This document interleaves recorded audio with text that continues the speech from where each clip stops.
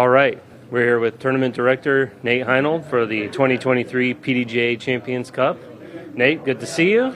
Good to be here, Danny. Yeah. Course is looking amazing. It's fantastic out here. Of course, WR Jackson is a crown jewel in the sport. Course branding looks good. But, you know, we've noticed there's a few changes out on the course. Any predictions on what changes might lead to bigger scoring separators out there for this edition of the event? Yeah, I think 18 is going to be the big one. Obviously, going from a 5 to 4, I think that hole will go from being the easiest hole in the course to the hardest hole in the course. The OB near the green is tight. We're not going to see a lot of birdies there. I think that's going to be a hole where you could take a 3, but you could also go OB off the tee, take a 6, get your drive in bounds, then go OB. And so I think that's going to be the most exciting hole. Hole 14 was changed from a par 5 to a par 4, new tee, tighter tee area now. That's going to be a tough get. We have 3 new FPO pins on 6, 11, and 13. So the course is very similar to last year with just, you know, some minor tweaks. Can you provide a little insight on what prompted the changes and is there a committee that goes through that process, and just kind of demystify that a little bit for the audience? Yeah, the changes for the FPO pins really just, we look at the stats and see what the scoring separation is, and those 3 holes in particular just didn't really provide enough separation. They were a little too long for the FPO players to get. And there was a group of people that looked at that and kind of made those changes, driven by the IDGC staff here. But for 14 and 18, the main changes were towards deconflicting that pressure zone of, you have 1's tee, 14's tee really close, 13's green, 18's green. There were a lot of stopping and waiting last year, so kind of spreading those areas out a little bit more allows us to not have the players on top of each other. Sure. So this is the first pro major of the year, first PDGA pro major of the year. You've run several of these between Pro Worlds and other events like that. And what does that major mean for you as a TD? What does it mean for the competitors this week and all that? Yeah, I mean, I grew up watching ball golf, and I saw people like Tiger Woods and, just kind of build their entire year schedule around getting trained up for these majors. And I think we're seeing the players now do that as well with, taking the weekend off before a major and getting here in advance. And so really, when we created this event, there was, are they going to care about this? I mean, is it going to fill? And that's been answered. The players were taking this seriously. I've talked to several of them, and this is different than an Elite Series event. I can tell they want to win this. Paul and Paige, they want to get past Climo, and other players, Dickerson wants to defend his title. Simon wants to win his first major. So I do think they really care and they love this property, and I'm excited to sit back and watch. That sounds good. I'm going to hand it over to Brian. Hello, Nate. A couple questions for you. WR Jackson is beloved by so many people, and the players obviously this week have been saying nothing but good things out here. Looking forward to the future of disc golf and the future of disc golf facility development, are we ever going to outgrow WR Jackson from maybe a spectator standpoint? Yes. I think that will be a good problem to have. This property is about 40 acres, and if we look at, like a Northwood Black, that's about 80 acres. And so I think, long term, yeah, we do need to be developing courses that allow more spectators, but at the end of the day, the competition is more important than fitting spectators. And we have, for Pro Worlds, we have the dual course, concept where you could have the open course that can fit 4,000 or 5,000 spectators and still provide that wooded course. But we're very happy to be here at WR Jackson indefinitely. Well, which is fantastic to hear. Let's talk about spectator management this year on the course. Obviously, being in the woods, it's always a hot button topic of where you put the spectators. What accommodations have been made for them this year? We have Bushnell Boulevard, which kind of traverses the, part of the course and allows spectators to see 10 to 12 holes in certain areas. That will really cut down on the number of people actually following cards.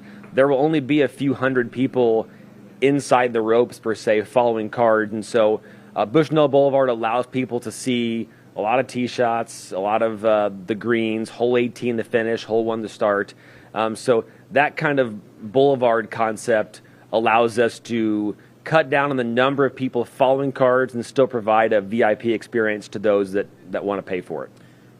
You are known for building the Ledgestone Insurance Open to something way bigger than I think maybe even you imagined. Starting out by just moving a lot of plastic to raise money for the event. When you do something like this, a PDGA major here at the International Disc Golf Center, I don't know if there's enough plastic you can move to raise the funds necessary. I guess the question, where is it coming from? I mean, obviously, we have a formidable team. I mean, behind me, a lot of people say, Nate this, Nate is great that, but I always say that I'm nothing without the team behind me. A lot of people behind the scenes designing discs and helping me get those sponsors. But yeah, plastic is not going to be the way forward. It's going to be getting the bigger sponsors. Discraft gave a lot of money here, Bushnell, and we had other companies, but Merrill is a non disc golf company that's getting into disc golf, and their investment this year is sizable. And so seeing those kind of partnerships will help us elevate the purse into the future. How do you maintain those relationships with huge companies like Merrill? Specifically for Merrill, selling them on a series of events. If sponsoring a one-off event like the Champions Cup is not as conducive to a successful relationship, but putting D-Glow, Ledgestone, AM Worlds, and Champions Cup for Merrill and giving them, asking them what they want. What do they want? And what they want is they want disc golfers to go buy their shoes, right? And so at every event this year, we're handing out over 10,000 Merrill coupons to spectators and players. That's what will help Merrill see the ROI and help other companies come on board. Let's take a deeper look into the golf this week. We talked a little bit about some of the changes from maybe a structural standpoint. Was there any hole changes that were made simply because you wanted to make a hole tougher or more challenging? I would say 14 and 18 were made or changed for dual reasons of let's cut the congestion down. But if you did look at scores last year, 18 had scoring separation, but it wasn't really a par 5. 14 was an easy par 5, and so turning those holes into par 4s does make the course harder for par. 18, in fact, may play harder than it did last year to raw score still. And so those two holes were made harder. The 3 FPO changes were they did make the course easier, but really it's just providing the scoring separation, because really it doesn't matter if it's easier or harder. If everybody's making the same score, then it's just not a good hole. And so really we're looking for 30% birdies and 40% pars, and then the rest over par. I mean, that's ideally you just want to see not 70% par, not 50% birdie. You want to see enough separation. One last question before I let you go. A lot of people are either watching this press conference, waiting to come spectate tomorrow, and then you have some people watching at home that are ready to take in the action. Quick sentence, what are they in for this weekend? I mean, really, it's about the course and the golf. This course is, it's a great course for placement golf. The second shots are a lot harder than the first shots. And so really it's about this property and just being here and watching these holes. It's a gem. Well, thank you so much, Nate. And Thank you. We'll see you out there. Thanks. We'll be right back in just a few.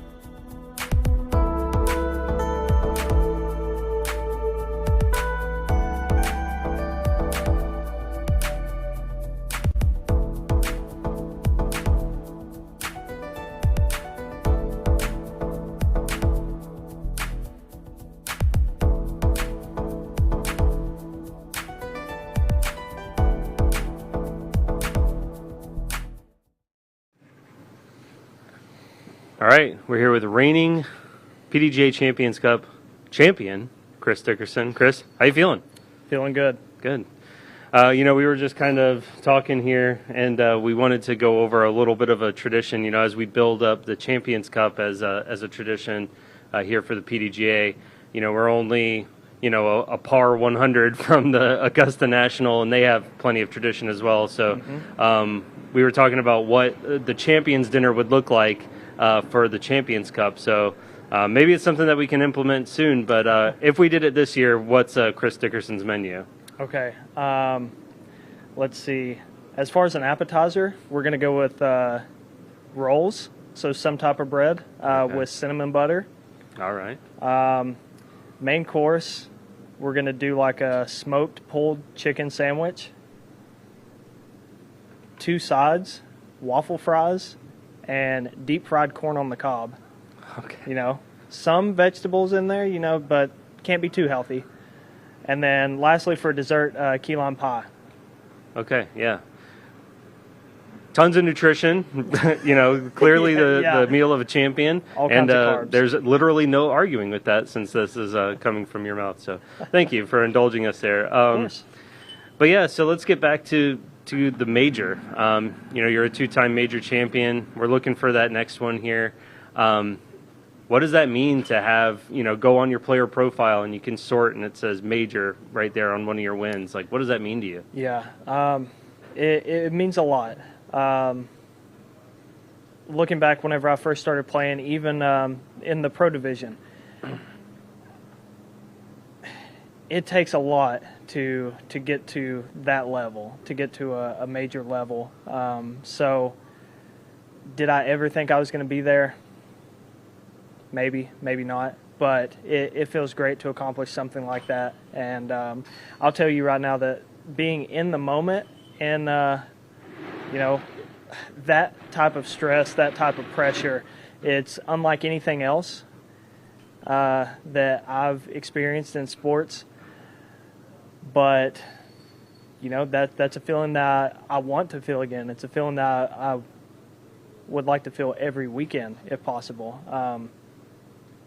So, yeah, looking forward to it. Hopefully, I can feel that again this weekend. No doubt. So let's look at last year and that feeling that you were talking about. Mm-hmm. You tap in your putt, and Joe Chargoloff, the executive director, and Robert Leonard, the TD from last year, present you with the Champions Cup, mm-hmm.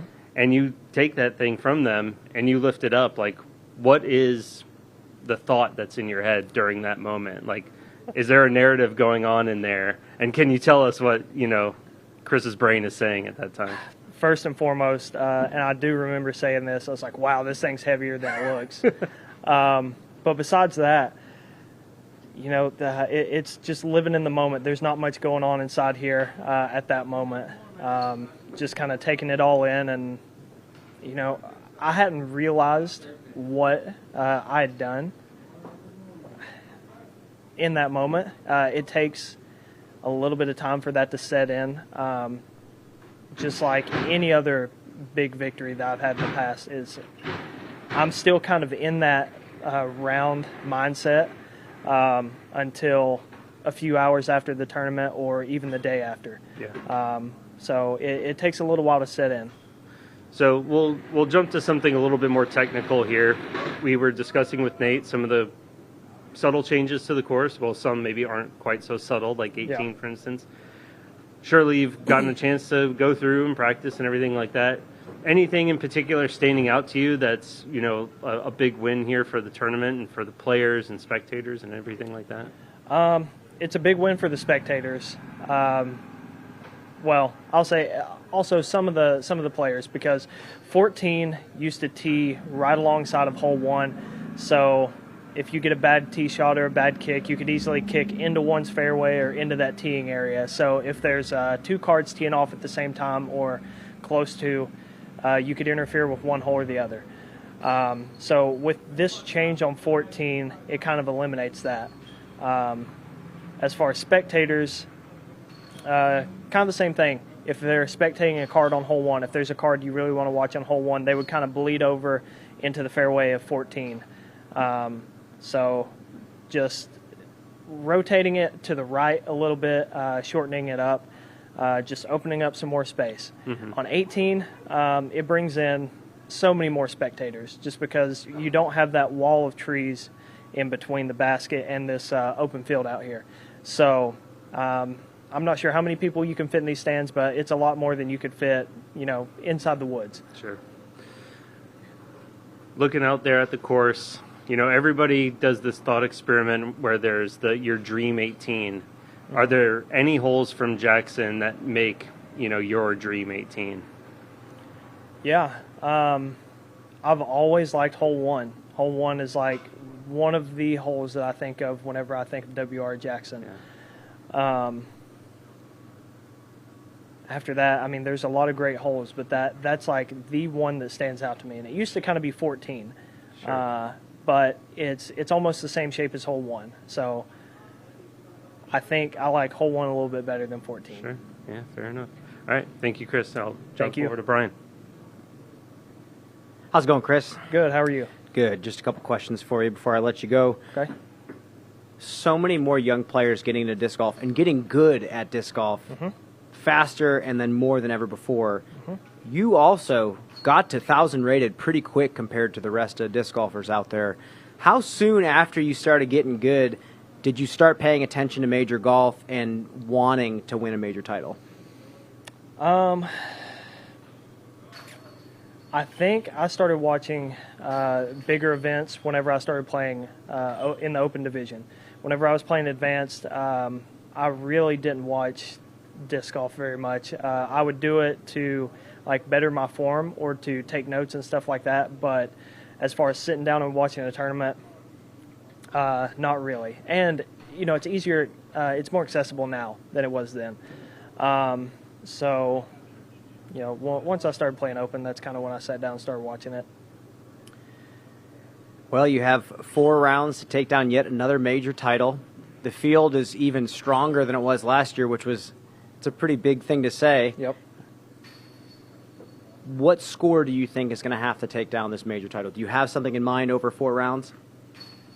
No idea. Nope. I don't like to go into the rounds with a set score because if you get a little bit out front of the score that you want or a little bit behind, it kind of it changes your game set a little bit. Because if you, let's say you're 5 through 5, whenever you're really during practice, you've kind of set a pace of 2 to 3 under. Maybe that will, say I can ease off a little bit, or you could just put a full round together like Paul did last year, shot 16 under. But kind of the same thing. If you get behind a little bit, you're 1 under through 5 whenever you want to be 2 or 3. Puts a little bit more pressure on you that you don't really need. Because I've shot rounds before, let's say 8 under, for example. I've shot 8 under. I haven't birdied as many holes on the front 9 as I did the day before, and I'll come out in the same course, same conditions, and I'll birdie 7 or 8 on the front 9 and then not so many on the back 9. So it's weird how it happens, but you can get to the same score a bunch of different ways out here. Well, fantastic, Chris. Good luck this week. A lot of people really, really rooting for you out there, and we'll let you go. I appreciate it. Thank you. We'll be right back in just a minute.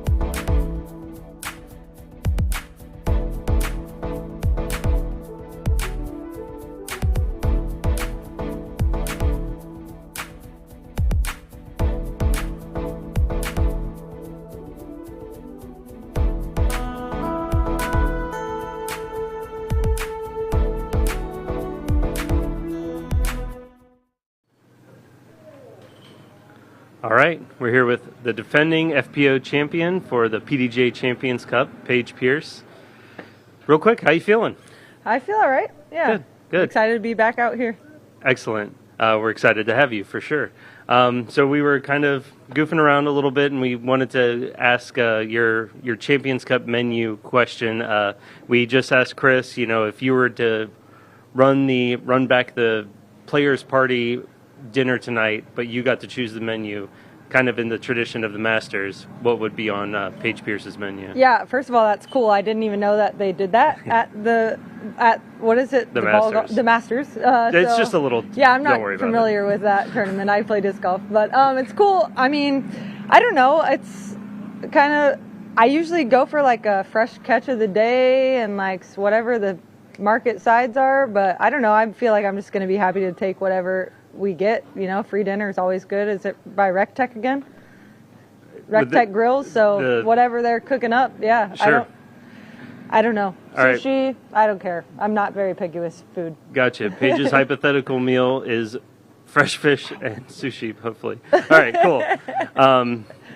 Yeah, so we're talking a little bit about the course, some of the changes, things like that, and just kind of what it's like to be out here. I mean, with all the assets that are out on the course and the atmosphere that WR Jackson has, I mean, we're here competing for a major. What does that feel like? Yeah, anytime you're on WR Jackson, it's just like it feels epic. You feel like minuscule, compared to these giant trees. And even with saying that, all these huge trees, they're still such big fairways. So it's a really cool mix of open and wooded. Mostly wooded, but you have enough space to get the full flight of your disc. So being out here is just really, really special, and I'm really excited to get the tournament going. Sure. Well, you and all the players here are giants in your own right, so don't worry about those big trees. But is there anything out there that you're really looking forward to attacking, like a particular hole or anything like that you kind of mentally prepare for? I think it's just. Anytime you step onto a tee pad here, like the line is there. There's not a shot that you walk up to and you're like, what's the line? You know what the line is, so it's just executing that line. And then if you don't, WR Jackson, honestly, sometimes even if you do, you could be pinched behind a big tree. Like you think you landed perfectly, but you got the big tree, so you have to do just a slight step out. So I'm excited for those shots that, you think you know what to expect when you get up there, but then you're a slight bit off and you have to kind of adapt and improvise. And those shots I get really excited for out here as well. Right. So, you're regarded as a player that takes, the mental approach to the game very, very seriously. Is there something about a major that you prepare for mentally that's maybe that extra step, taking it to 11, whatever you want to say, that, as opposed to maybe a week-to-week type of event? I would say typically yes. I think that, I try to make sure I play more practice rounds than any other event, make sure I'm taking extra time on each green and reading the greens. I know we don't have slopes like in ball golf, but it's very important to know which side of the green to land on out here as well. But this week is a little different. I'm kind of going through an injury, so I haven't even been on the course yet. So it's going to be dramatically different for me this week, just trying to turn my mental game off and just throw like I know how to do. When you step onto a course for the first time as a player of anyone that qualified for this event, a player of that caliber, when you walk onto a new course for the first time, you kind of know what you're going to do. So I'm going to try to treat it like that. And I have been fortunate enough to play this event for quite a few years, so I know what lines to throw. It's just going to be turning off the brain and trying to play through the pain. So you've alluded to this injury. Can you illuminate that for the audience a little bit, what you're going through, and maybe how it might, any specific ways that you're going to change your game plan? I'm in pain most shots, not really putting, so that's good. Hopefully I can just get close and make my putts. But yeah, for what it is, it's just like pain in my shoulder and my elbow. It's I had a PT tell me it's like tendonitis in my rotator cuff, and so I think I'm just going to have to take some inflammatory like ibuprofen or something like that and try to hope the pain's not there, because when I do feel the pain, it makes me compensate for it and throw different, and that's not going to work out, especially on a wooded course. Yeah, gotcha. All right. Thank you, Paige. I'm going to hand it over to Brian. Hi, Paige. Hello. I talked to Missy Gannon a couple days ago, and she said one of her favorite parts about this tournament is not even being on the grounds, is more camping next to the water and hanging out. Are you staying on site this week? Yeah, right across from Missy, actually. I agree. Everything about it, like even just driving into Georgia, it's beautiful. I think it's a part of the country that not many people really appreciate or have taken the time to venture to and see its beauty. But just being out here, the giant trees on the crystal clear water line and the orange clay, it's like really contrasting all the colors, and you see so many eagles and lots of nature. It's beautiful out here. So you mentioned that you haven't had any practice. You're just going to be resting until the event starts tomorrow. I know obviously you're in pain, which is not fun, but are you interested in playing a tournament blind for the first time for the most part? Am I interested? I think Yeah. it's going to be fun. I mean, I'm smiling right now just thinking about getting out there. Like, I'm second guessing. I'm like, man, do I just want to go out there? This is the first time I've been in the headquarters actually this week. So I'm like, man, should I go play? But I've been recommended to just rest it as much as I can. They actually told me not to even play the event, but I can't sit it out. I'm definitely interested to play. With that, are you planning on walking any of the new holes at all to get a game plan, or are you going to keep it kind of blind for yourself? I've been told what's going on with the new holes. It's just like a couple shorter baskets, which is kind of where we land anyway. Hole 18, I'm going to go walk that right now just to see. I think the drive, from what I'm hearing, needs to be the same, but the second shot is really the difference. So I'm going to go see what the landing zone's like there. But for the most part, you can plan where you're going to be, but in disc golf, you never know. You can plan 100 times, but your disc isn't going to land in the same spot every time. So, just have confidence knowing that I know what to do from any spot I land in, and just hope that the pain's not there, really. Well, good luck this week, Paige. Thank you. There's a lot of people looking forward to watching you out there, Thank you. so we'll see you. We'll be back in just a couple minutes.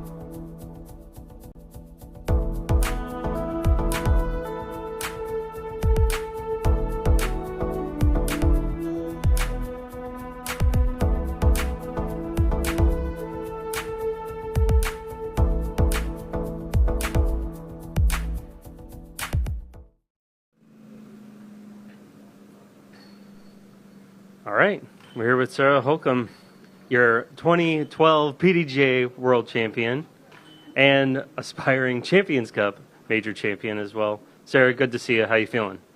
Feeling great. It's nice and warm here in Georgia. It's our first really warm event of the year, so the sun is just warming us all up. Yeah, we busted out the good weather for the major. That's right. So we've just been kind of asking people what it's like to kind of show up to WR Jackson and the, International Disc Golf Center for, the first pro major of the year. What does that major mean for you as a player? Yeah, it's really exciting. As the sport gets even, the fields are deeper and it's more and more difficult to win a major, you come in here looking at this as another opportunity, as something that could change your career. When you come onto this property, we were listening to Paige talking about how it's this almost like a cathedral for disc golf when you're out there on WR Jackson. When you're out on that course, is there any point where you're looking around and just taking in the spectacle of WR Jackson itself? Is there something out there that just is iconic for you? I mean, hopefully the whole entire round, I'm Sure. just looking around, enjoying being in the trees. That's really the goal, is, just spend the 30 seconds throwing the shot and then be in the woods and enjoying nature the rest of the time. So as a major champion, we asked Chris what was going through his head when he lifted the Champions Cup last year and try to get into the mind of a major champion. So we're talking about what you need to do to prepare, but what's that feeling like at the end of the event when you're announced as a PDGA major champion, and is that something that motivates you going into the Champions Cup this week? Sure. I mean, everybody wants that feeling back once you've had it, or would love to experience that feeling for the first time. I mean, it's actually been so long since I've experienced that feeling that I am just excited to have a chance to get that feeling back. So I can't quite remember even what it feels like at this point to hoist that trophy as a major champion. So, yeah, let's go. Yeah, there's no time like the present, and we have 4 days to figure it out. So there's plenty ahead. So speaking of the next 4 days, is there any particular game plan that you're looking to leverage to climb that rank and hopefully end up on top? Yeah, I'm going to play to my strengths. I'm going to try to throw a lot of the same shots over and over again, lean on the same lines, and try to keep myself in it mentally, through the thick and the thin. I think staying even is part of the hard part of the process out on a course like this. So that'll be one of the major goals. So last year you were on the lead card for that final round, and taking in a lot of that. So you have the experience at this literal event on this same course. Is there anything that you're reflecting on from last year's edition of this event that you're going to, take with you out on the course this week? Any specific, Yeah, I think just the knowing that I can be up there on that lead card and I can shoot the scores necessary to win the event. I think just that is what I'm taking into it, is that it's possible. Cool. All right, I'm going to hand it over to Brian. Hello, Sarah. Hi. You won here in 2019. You won the Hall of Fame Classic back when it was a national tour, and I want to dive into that. That's a much more recent victory on this course that we can kind of dive into. What does it take to win on this property over the course of a weekend? If I recall, that weekend it was 3 rounds, and I think I shot 1,000 rated every round. So it was one of those weekends where you're just dialed in. Everything is running smoothly. I don't remember running into a lot of issues off the tee that whole weekend. And then of course the rest of your game has to be in good shape. So yeah, that's what it takes and for me especially, it's not really about getting birdies. It's really about minimizing bogeys, hitting those lines, making, good decisions, pushing when you have to, but really trying to get those pars. You mentioned earlier that you're trying to throw pretty much the same shot almost every time out here just to keep it consistent. I'll back up. Is that enjoyable for you to have to do that on a course?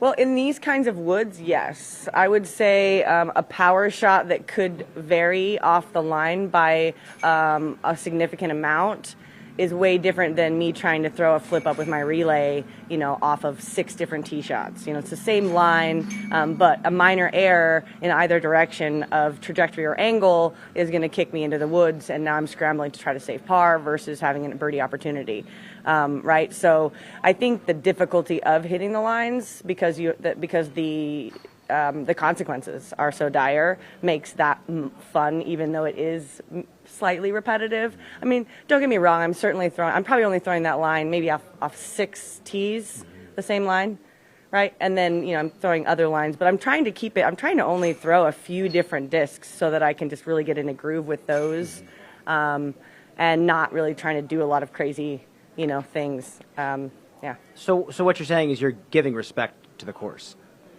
Absolutely. Yeah, absolutely. I'm certainly trying to shape my most consistent lines through the course, rather than, maybe trying to do something outside of my ability because the course is asking for that. 16 is a great example. I've been trying to throw that backhand all week with a turnover line, and I've been getting it, right? But my flip up on my sidearm is getting me just as close, and I'm hitting that line more often.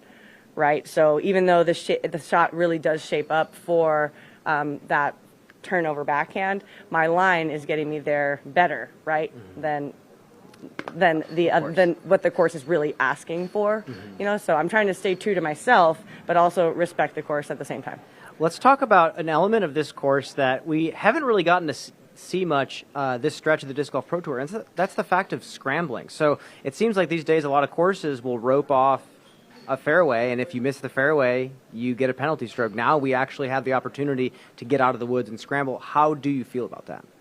Yeah, I'm excited to not have to scramble very often, maybe. But then I'm also excited to scramble because scrambling is pretty fun, as long as you can mentally be there with the shot and not be so down on yourself or, not forgiving yourself for throwing it into the woods, right? So as long as you be in a good headspace through the scramble, I think it's pretty fun to try to do something. And I was definitely not alluding to you having to scramble a bunch out there. I was more saying this as to someone like yourself who enjoys course design and talking about course design. Do you like the element that players have to now scramble out of the woods? Oh, absolutely. Yes, because you don't often have to throw, I love the fact that you can, like with disc golf in general, you can have a shot that's 100 feet away and you can throw it there 8 different ways. And for players that can do that, they're going to scramble more successfully out here. And that's just a fun skill to test on occasion or often. Well, I think a lot of people are seeing you as one of the favorites to take this down. I think there's a lot of people rooting for you this week. Sarah, good luck, and we will see you out there. Thanks. Looking forward to it. We'll be right back in just a minute.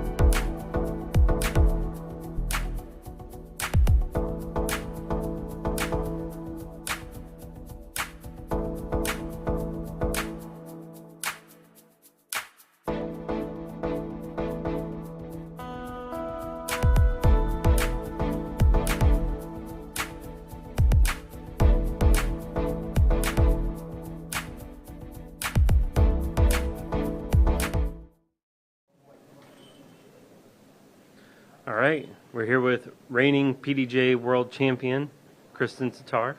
Kristin, how are you feeling?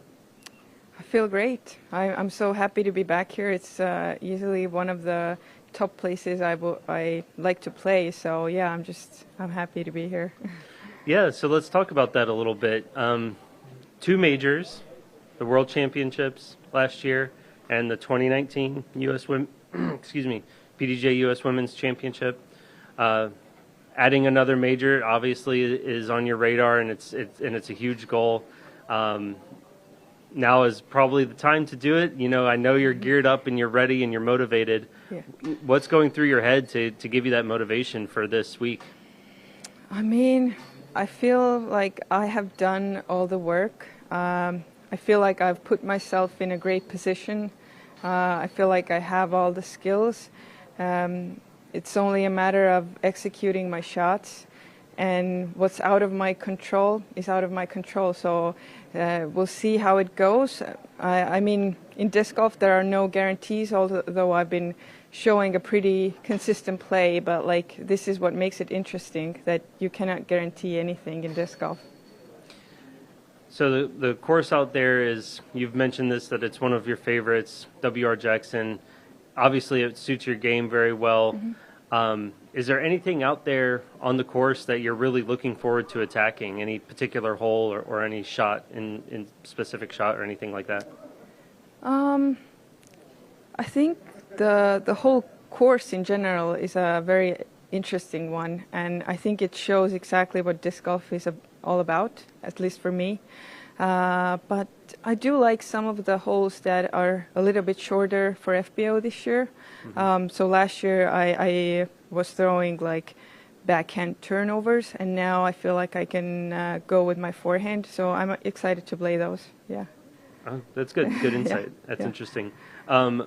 As far as you know, your mindset, especially coming in towards the end of the event, and the end of the round, and this new 18 where mm-hmm. there's all this exposure and there's going to be a mm-hmm. lot of eyes on that green. You know, what's going to go through your mind as a player with, you know, a crowd of hundreds of spectators, you know, watching mm-hmm. that conclusion? I think the change is good. I think it's easily accessible for all the people to watch, and I think it's a better placement for the basket, to be honest. For me, I will just be thinking about my own shots and focusing on that.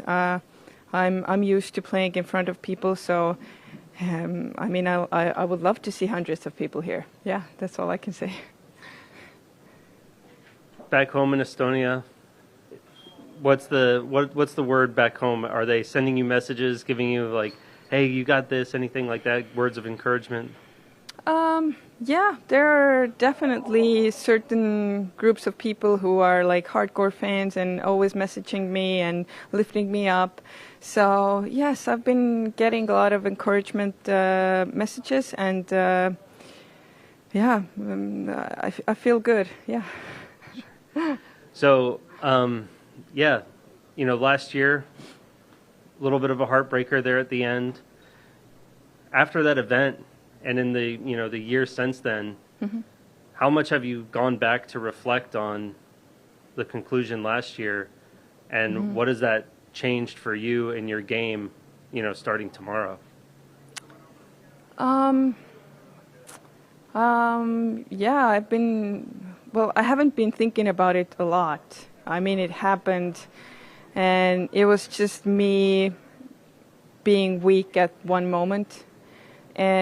But in general, I think these kind of like moments, they're great teachers, and to see that I was able to go through it, it shows me that I can do anything. So, I mean, I'm just excited to see what this year brings, and I'm not afraid of anything. Even if I fail, maybe that's how it's supposed to go, but I try my best to succeed.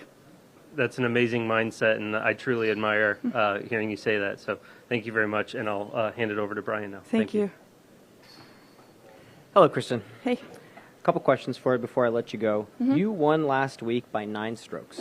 You played fantastic golf, averaged 10-10 on the weekend out at North Cove, which is pretty fantastic. I just want to say that this is probably one of the better full weekends that we've seen you play this year. What felt like it was better than previous tournaments last week? Especially the first round, I feel like I played almost like fearless. I was just so focused on executing my shots. I didn't have any like bad thoughts coming into my head, because sometimes in disc golf you get bad thoughts and you cannot prevent them. But this first round, it felt amazing, and I felt like I was in this flow, and just everything seemed so easy. So yeah, it was great to feel that after a long time, and it gave me definitely a confidence boost, I would say. Yeah. Well, the course last week was kind of riddled with out of bounds, kind of a different style of disc golf than we're seeing here. But was there anything that you can take away from that performance into this week? I think the same thing. Just attack the course without any fear, because nothing will happen to you. If you fail or succeed, I might as well just give myself like the best opportunity and just focus on it 100% and don't think about anything else. So this is what I take away from last week for sure. And then jumping forward to this week, one more question for you. How have you spent this week? How has your practice gone? And has it just been playing practice rounds, or is there other things that you're doing?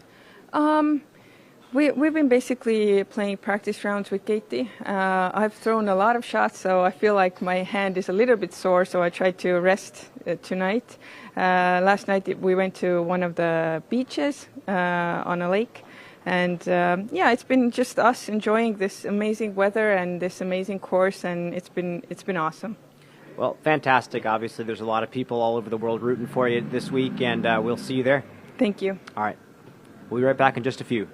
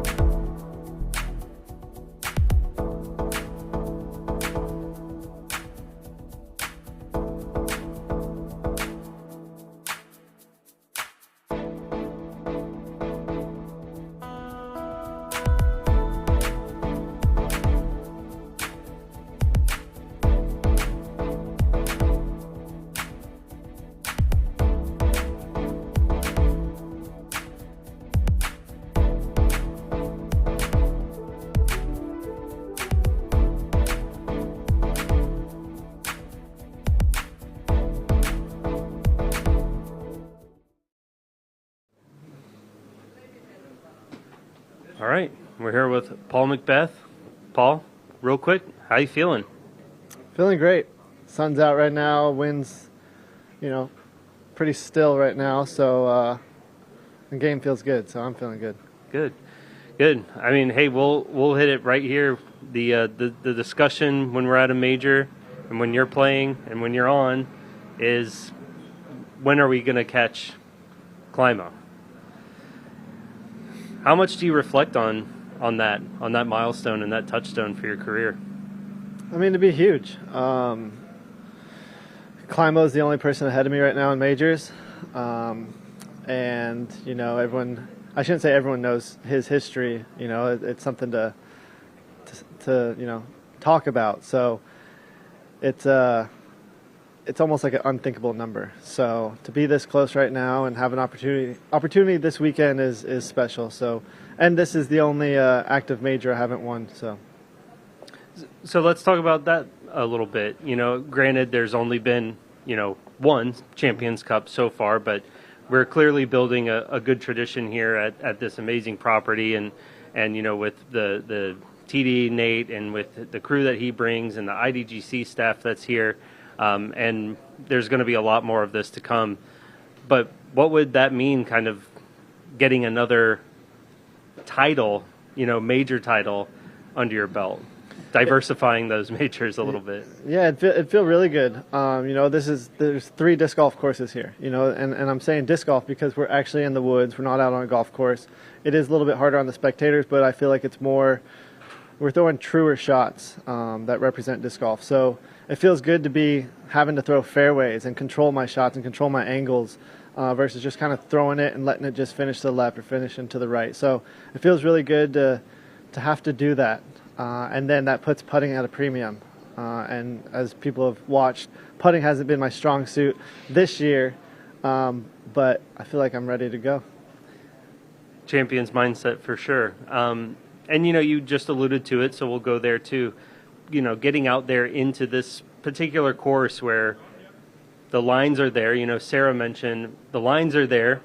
They're hittable. There's not really gimmick out there or anything like that. There have been a few, subtle changes, so we've been kind of getting everyone's takes on those. And you want to give us your thoughts on some of those changes to the course?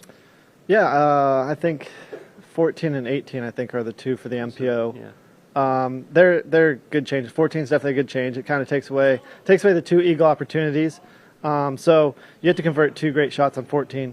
18 is a little bit tougher. You really have to go for that one. And right now my game plan is, unless I'm in the perfect position, am I really going to go for the birdie on that one? I'm happy with just finishing my round with a par because it is still, it's roped with OB on both sides up by the green, and it's fairly tight. So I'm okay with the par there. So I'm not going to try to do anything too crazy, but I think they're good overall changes. And it doesn't give that eagle opportunity, but there's 18 great holes out there. We've also been asking our interviewees, most of which have won. I think everyone that we've talked to so far has a major under their belt, and what's going through their head when they're lifting that trophy at the end of the tournament. And you have plenty of experience and practice with that exercise. What is that like for you? I feel like each one's different. You got to find what really motivates you and what's motivating you that week. And one big word. I shouldn't say it's a big word, but one word that I'm really using this week is sacrifice, and what has to really go into winning these tournaments, and what you have to do to get to this point and be in competition, be in competition for the win. And it's sacrifice. It's not just what you're doing this week; it's what you've been doing for the last couple of years. Last year, that 16 under, everyone talked about how spectacular that was.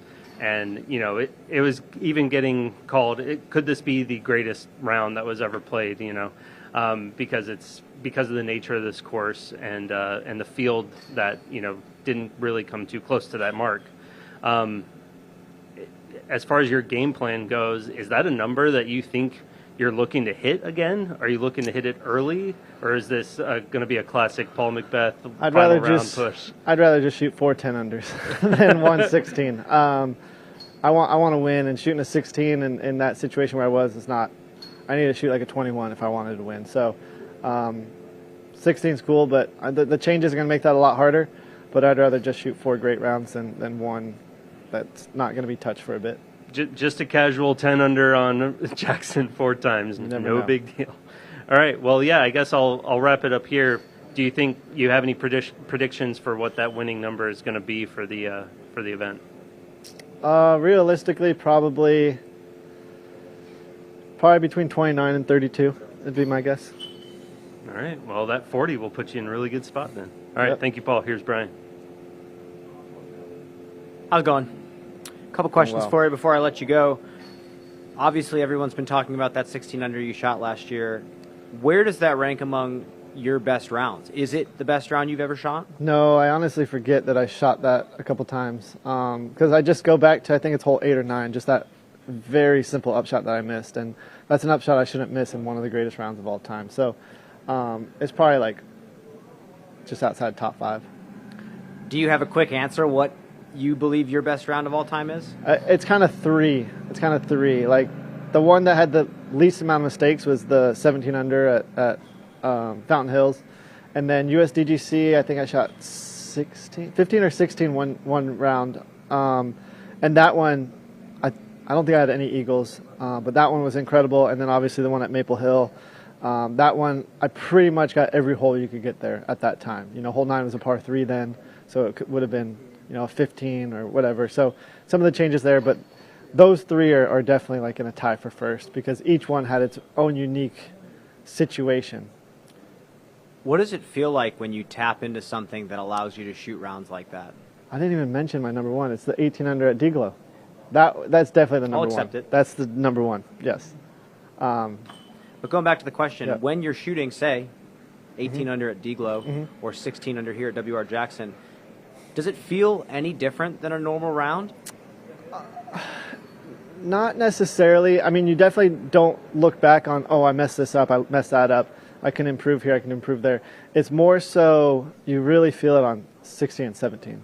Like that's where the nerves really kick in. If you're going for like an 18 under, that's where you really feel it is 16 and 17. 18, it's kind of like, all right, this is do or die. Make it or I don't. It's either going to be talked about or it's not going to be talked about. So 16 and 17 are the only time it really comes into play. After all this time, all these majors you've won, all these tournaments you've won, does legacy become like a sole motivating factor for you at any point, or is it just the satisfaction of winning still there? I mean, definitely the goals are winning majors. I mean, you only get 4 of them, 4 opportunities a year. If, you know, now we get 4 opportunities a year. So those are the ones that I love to really focus on and try to bring 110% to these events. So, and I feel like those are the ones that are talked about the most. You know, I don't know how many Pro Tour wins I have, National Tour wins I have, career wins I have, but I know how many majors I have. I know how many majors Ricky has. I know how many Climo has. I know how many, you know, these other players have, but I don't know those other tournaments that we play week in and week out. And I feel like that's kind of, when you talk about legacy, that's kind of the key point there. Well, fantastic. Good luck this week, Paul, and we'll see you out there. Thank you. We will be right back in just a minute.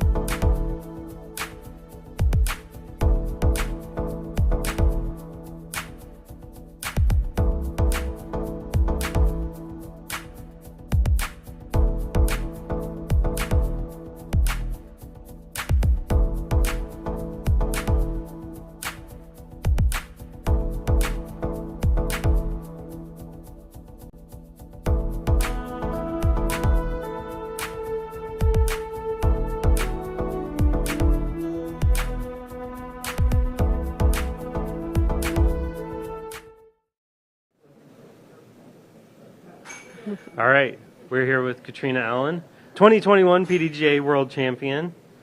Katrina, how are you feeling today? Pretty good. Yeah.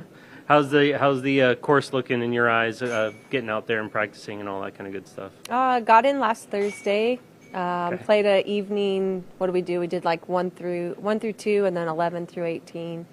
Kind of rained on us, got dark, but yeah, I kind of have been here watching them set up and clean out the course, go through the different weather, and adjust to the few changes that they made. And yeah, I mean, this is my favorite course, on tour. So I love being here.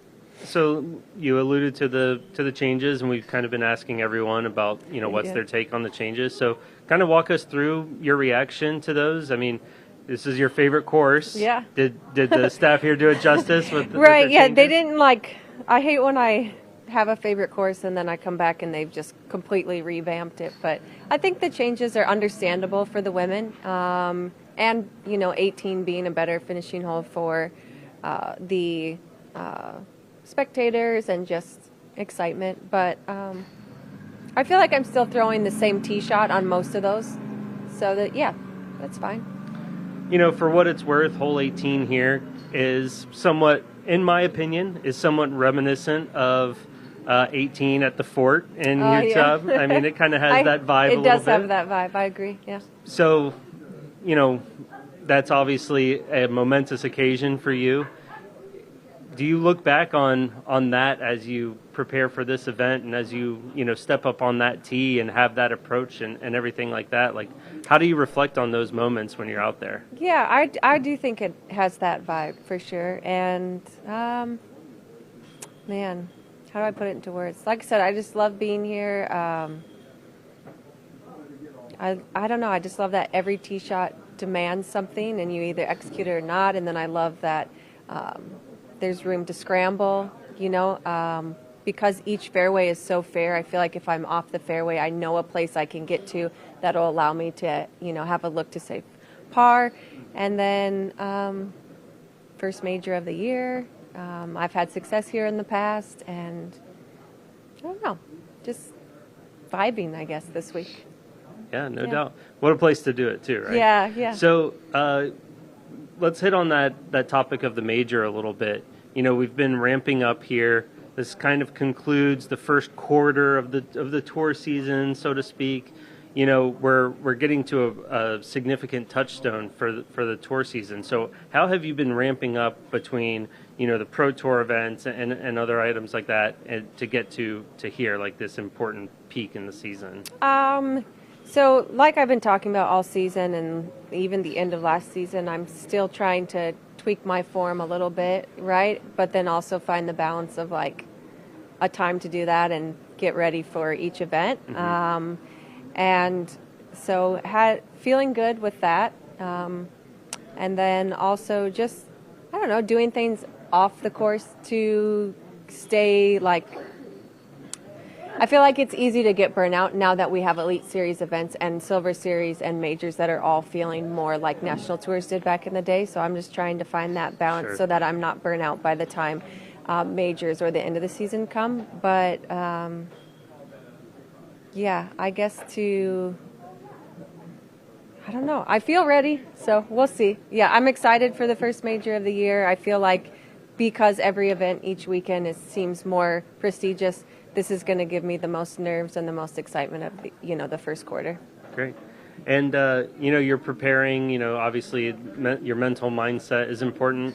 Do you have any tips at home for, those players that are in your, FA1 and FA2 and going to their local C tier? Like, what does a world champ have to say to those girls that are getting out there and getting ready to compete? Man, and it's still a battle to this day. So just know that, we're still dealing with it, but it's just doing everything you can to prepare before the event and then doing your best to find the balance of making it happen on the course, but letting it happen, right? Like getting in that good mindset of trying your best, not forcing, not playing scared, not playing for results, just stepping up, staying in the moment. That's something I really, really have to work on, is being present and not getting ahead or, staying behind with bad shots. So I would, just enjoy the moment, stay present, and stay patient. Yeah, well, as they say, there's a lot of golf left, and we have plenty to go here. Yeah. So thank you, Catrina. I'm going to toss it over to Brian. Thanks.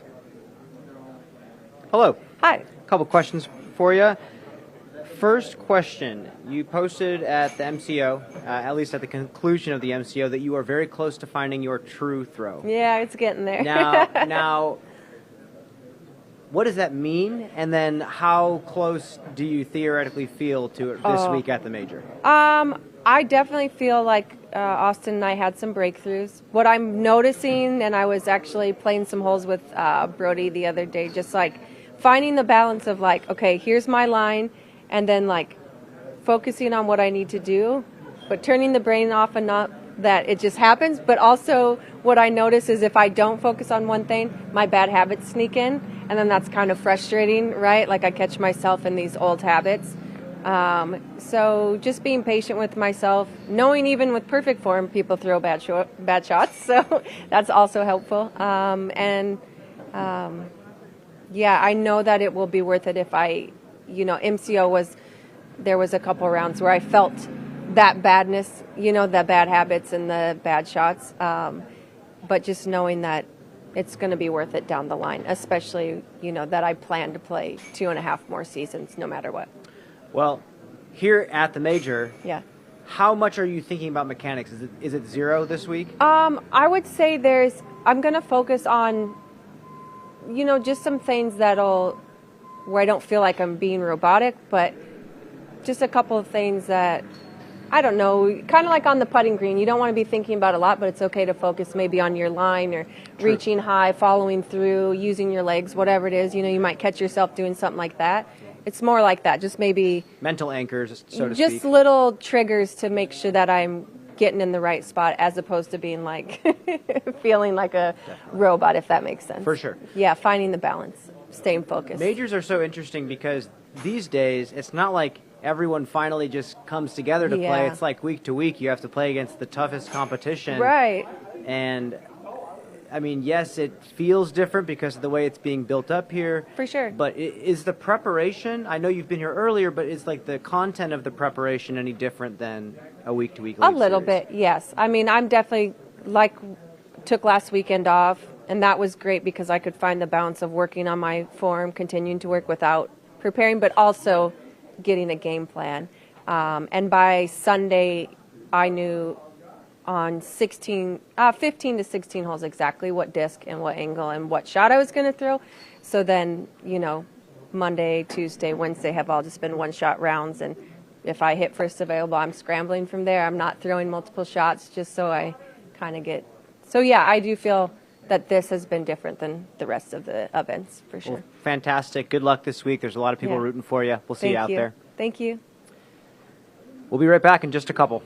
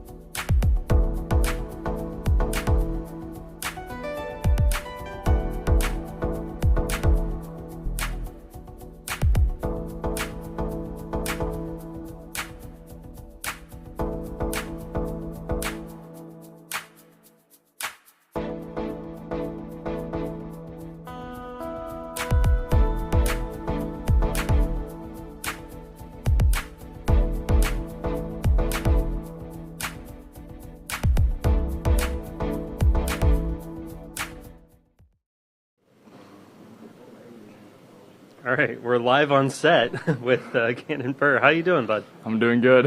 Yeah. Hey, yeah, so we're just kind of getting a feel for how everybody's feeling, kind of rolling into the IDGC and seeing Jackson and your just general preparation for the event. So how's the mindset doing? You're coming off of a win and all that kind of good momentum. So. Yeah, for me, it's actually a little bit harder coming off a win because it feels like you have those expectations to like maybe even win again or do really good. So I'm hoping for the first time in a long time that coming off a win I can have another solid weekend. I'm obviously trying to win out here. This is my favorite course in the world, so I think that could help me, to stay a positive mindset, keep a good attitude on the course, and hopefully just play 4 solid rounds. Don't do anything too special, and just stay in the mix from day one. So. You mentioned that this is your favorite course. We just talked to Catrina, who shares a similar sentiment about WR Jackson. And, there are a few subtle changes out there.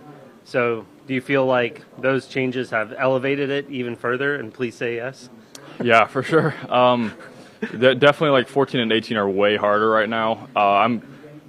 I think I'm probably going to play him for par, honestly. 14, sure. I'm not even going to mess with throwing a backhand off the tee just because it doesn't fit my gap throwing very well. So I'm going to throw probably a forehand just to lay up and then maybe throw another big forehand to get to a circle 2 putt, and hopefully I can make that.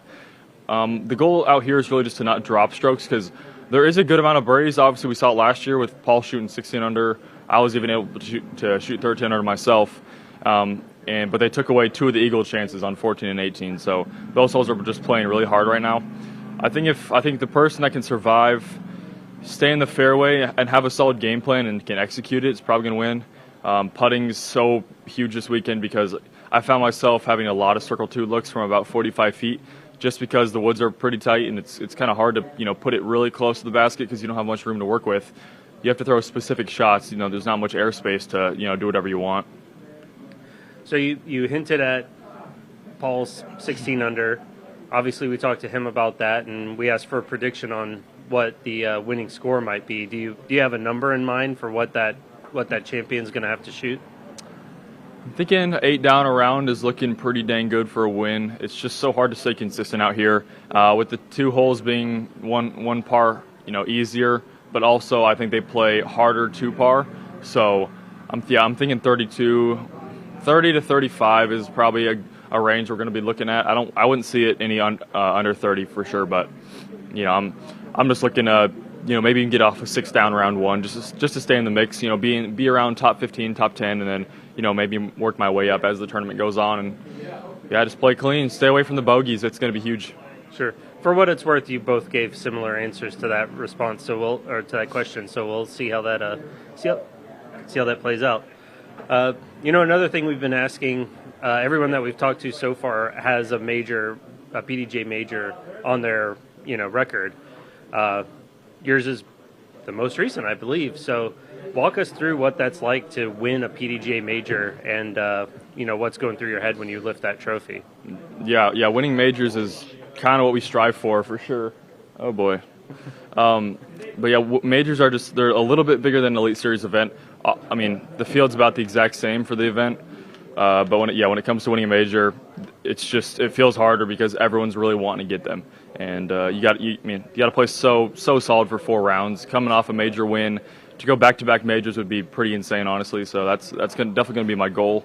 But yeah, I just want to play solid. Don't want to have any blow-up rounds or anything like that. Is there anything different as far as preparation that goes into your pre-event routine because it is a major versus a silver event or something like that? I don't think so. I think you play your game plan based off the situation. So I'm not really a fan of players that maybe play their game plan no matter what happens, or maybe they keep their disc selection if it's windier one day and then they just try to throw the same disc on a different line. My whole game is based off situation. So let's say one day I have a headwind, I'm going to be throwing a different disc on a different line and playing what's happening during that moment in time. And same thing applies when you're coming down the stretch, and if you're maybe you're chasing or you're getting chased, if you're up a couple strokes, you can I guess these days you can't really play that safe anymore. You have to keep pushing because people who are behind you are gonna birdie no matter what. And especially at a major when everyone's such a high level player towards the top, it's so crucial to just keep pushing the whole time. You can't just play a back 9 for par. You you almost got to go 4 or 5 under on the back nine just to even have a chance. All right, thank you, Gannon. And I'm going to hand it over to Brian. Thank you. Hello, Gannon. A couple questions for you. Let's take WR Jackson as a course, and let's separate disc golf into disc and golf. Take the scoring and the strategy out of it. What are the demands from just throwing a disc out here on this course? Just keeping the fairway. I mean, and there's so many different shot shapes, which I really appreciate out here. You got to throw the flex line, flat, hyzer flip, slow putters, fast drivers in the woods. This course offers every single aspect of the game, and I think we see well-rounded players win this tournament, and in the future, as it continues, we're going to see these well-rounded players win with the forehand and the backhand most likely, and putting's going to have to be on. So then let's go to the other side and elaborate more on the scoring. Can you have a specific scoring strategy on a course like WR Jackson? Yeah, I guess for myself, I always keep a score in mind that I want to get to at the end of the round. Maybe it'd be like, let's say I want to get to 8 under par, and I'm 3 under in the front nine. I'm looking to get 5 birdies on the back nine to at least reach 8 under. And if I can't, I'm going to try to salvage the best I can for the round.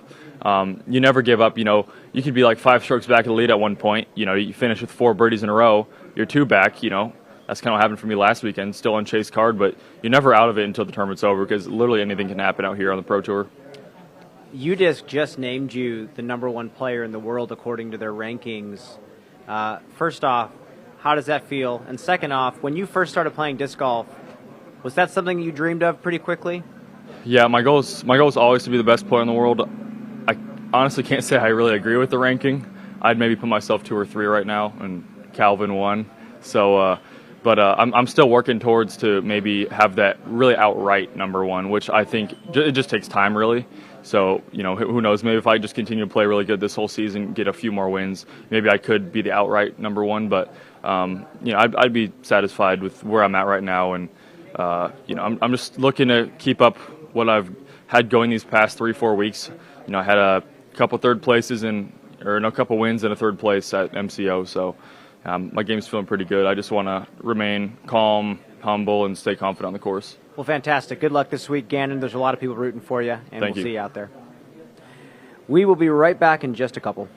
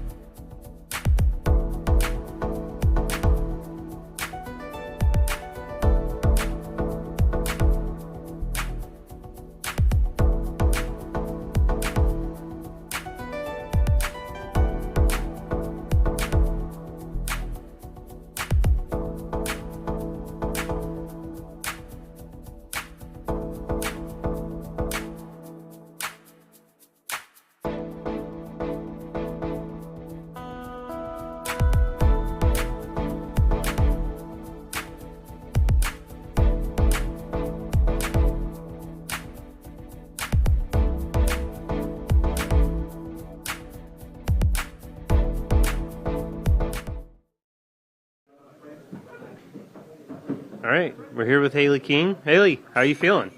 Pretty good. Good. It's nice and warm. Yeah. Coming into this facility, coming into the International Disc Golf Center, WR Jackson, we've been asking the players what the course itself and this property means to the players. Do you get any sort of good feelings when you're coming in here to this property? Yeah, I would definitely say so. It's also one of my favorite courses. So on top of it just being like the disc golf hub, it's an amazing property with so much stuff to do besides disc golf. So it's great to be here. So you're not the first person to have said that this is one of your favorite courses, WR Jackson. One of the things that I'm asking the players that are saying that is, how do you feel about some of the subtle changes to the course, and what do you think that means for the way it's going to play and the way you're going to attack it and things like that?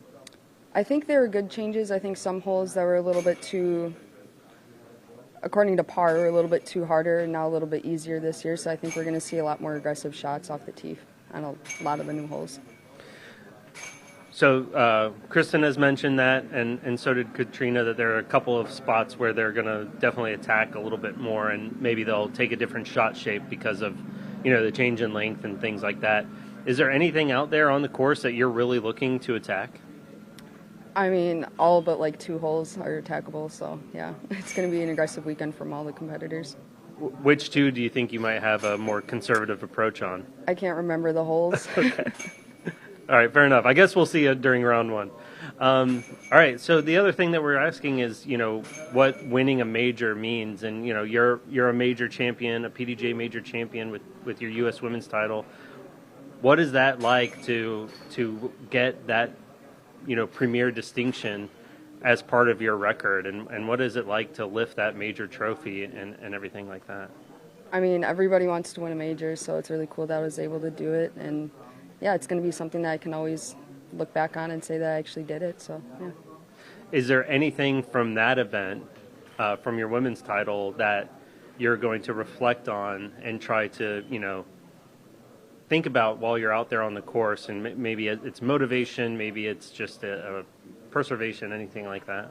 We're back in the woods, so Okay. I love playing in the woods, but that's about it. Just the woods is hard for everybody, so as long as you don't get too down on yourself, you'll have a good weekend. Yeah, spoken like someone from Wisconsin and living in Charlotte. It sounds like you know what you like, and here's a good place to execute on that.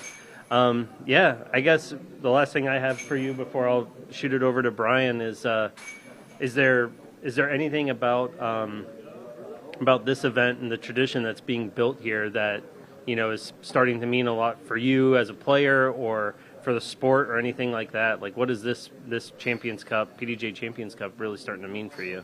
I think it's starting to, make disc golf a lot more prestigious than it has been in the past, and it's kind of this event that everybody needs to get into now. You saw a lot of big names on both FPO and MPO that didn't make it in this week and had to play the qualifier, so I think it's setting a good standard for the future of disc golf. Good, thank you. And here's Brian. Hello, Hailey. Hi, Brian. A couple questions for you.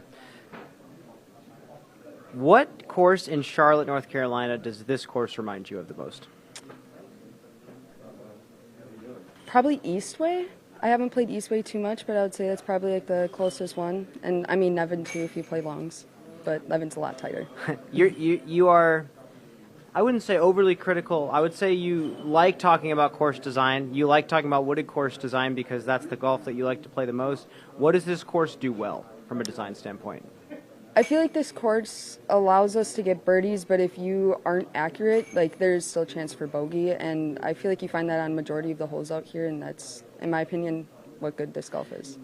Now, Sarah Hokom earlier in the press conference said she was going to try to rely on a very similar shot for almost every throw. Is that the same case for you out here? Oh yeah, I'm either throwing a backhand wraith or forehand destroyer, so yeah. I guess with that, is that you giving respect to the course, or is that just the course allowing you to do something consistent like that over and over again? I think it's a bit of both. The course is telling me, hey, be humble, choose a shot and be, only do that shot the entire round because that's what you want to be good at. But it's also forcing me to choose this shot and just be confident. So, yeah. You took down a major last year in your home state. Does winning a major make every other tournament below that category a little bit less shiny, so to speak? Or does winning any level of tournament still feel pretty good for you? Well, I mean, I've always been focused on the Elite Series as is, so A tiers and below didn't really matter for me, but winning the major didn't change any of that, so Elite Series and up is a good win for me. We haven't heard from you a lot this year, and I guess I just want to ask, how is your season going? How is your game feeling? How's everything else in your life going? My game has definitely changed from it was last year. I've been focused on my physical health, and that's changed a lot of my disc golf game. So it's been interesting to I'm learning a new throw, basically. So it's very interesting to do that mid-season. I don't want to make you say something that will make you feel superstitious or not, but can you elaborate more on this new throw? You have one of the best technical forms in FPO right now. What does that exactly mean? It's not necessarily a new form. It's just like allowing my body to do more. So like I'm physically stronger now, so I'm throwing further. I'm spinning a disc further than I have in the past, a lot more. So. Okay, so the actual technique has not necessarily changed. Yeah, not specifically. Yeah. Well, with that said, I have one last question for you. How is the putt feeling? You have one of personally my favorite push putts in the game of disc golf. How is the putter feeling this week? It's been kind of on and off, but I think I'm going to spend some time after this press conference to putt, but I think it'll be good this weekend. Fantastic. Well, good luck this week, Hailey, and there's a lot of people hoping you take it down. Thank you. We'll be right back in just a few minutes.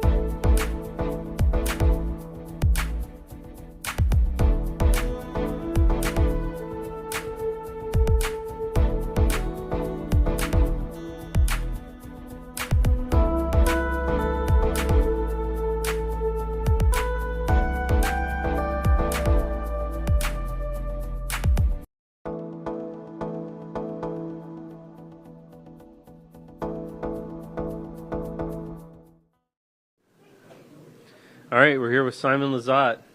And the important question that everybody wants to know, and maybe this has already been answered. Maybe. But what was the first song that you played on your MCO guitar? Oh, my vlog intro song. That was the first one? Yeah, I actually only had like 2 or 3 minutes to film that whole bit because we were in a rush to get to Maple Hill tea time. And you know, Maple Hill, you can't mess around. You got to be on time. And I just got the amp, plugged it in, and the whole thing was 3 minutes. And it was my first time using a loop station and my first time playing electric guitar in, I don't know, 15 years. So I almost didn't post it because I was a bit embarrassed, but after watching it back a couple times, it was okay. I'll be practicing. Good. Well, yeah. Well, what a trophy to practice on, you know. Yeah. Fairly practical, too, I would say. But speaking of great trophies, we're playing today for, well, not me, but you and all the other competitors are playing for the Champions Cup that lives here at the Disc Golf Museum, the Steady Ed Hedrick Museum. What's it going to be like to see that trophy get hoisted, and what are you going to be thinking about if it's you underneath it putting it up in the air? I'll probably be glad. The major is the big question mark in my career right now, if it's ever going to happen. I have played pretty well out here in the past.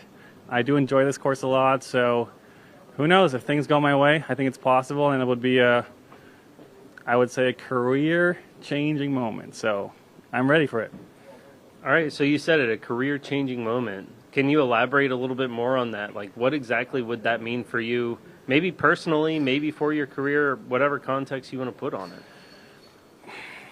Well, I guess it's more about what it would mean for everyone else.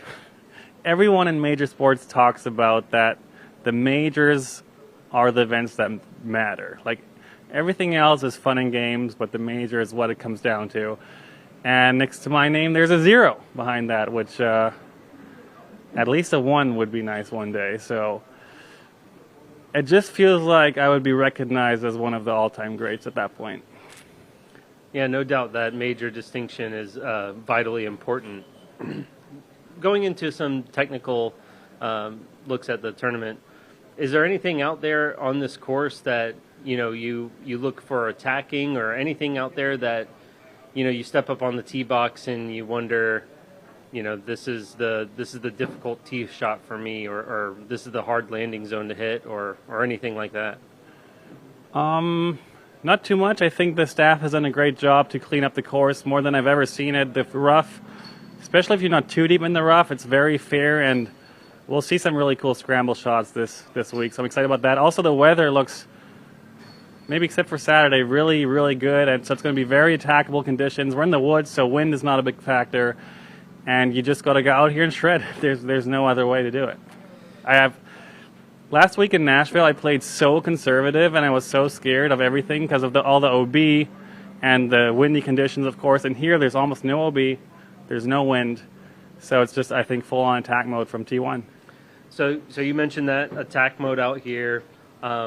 You're no stranger to putting together a hot string of birdies. I mean, like we saw in Nashville, the 8 in a row to finish your final round, and we all know how that ended for you. And we were talking with Paul about the 16 under, and Gannon referenced it as well. Do you want to put a number on what you think the champion is going to have to shoot this week? Yeah, I think anything better than 32 under is going to have a good chance. Putting 4 solid rounds in a row out here is really tough. So I think 2 really good rounds and 2 mediocre rounds will do it. So anything between 6 and 10 under is going to be solid. The course is playing, I think, 2 or 3 strokes harder than last year because of the changes in the par 5s. Gettable par 5s turn into really tough par 4s. Mm-hmm. So, I don't know. I'd be really happy with 7, 8 under. So speaking of that change, one of those par 5s was hole 14 over here, that the tee shot, in my opinion, was fairly daunting before, is certainly a difficult gap to hit now. Yeah. Standing on the tee pad, do you think one was, as just for the tee shot, was harder or easier than the other? Do you think this new one is easier or harder tee shot? I think the new one is much harder. Oh, you do? Okay. Yeah, because, I mean, at least for a righty backhand throw, the old 14 was basically, for a wooded fairway, a pretty wide open tunnel to hit, and then at the end you could fade out and get in position. So throwing an overstable disc on a slight turnover and having it come back at the end, much easier technically than the new hole where you have to throw almost like a hyzer flip stand up with a more touchy disc. If you want a chance for a 3 on that hole, I'm still contemplating if I might just go pitch forehand to the gap and then maybe attack with a roller or something. And a 3 at that point would be a super bonus, but maybe just play it for a 4 because people are going to get in trouble on that one, and I don't want to get in trouble. Gotcha. All right, one last question. As you go to the player meeting tonight and then, go back to where you're staying and get ready, what's going through the mind of Simon Lizotte the night before a tournament, especially a major? I mean, this is my 10th season full-time, and not too much. It's another day in the office, so to speak, and especially in the last 2 years after my elbow injury, it's still a thing. I say it every week, basically, but I just keep telling myself over and over that I play my best if I don't put pressure on myself, if I don't overthink stuff.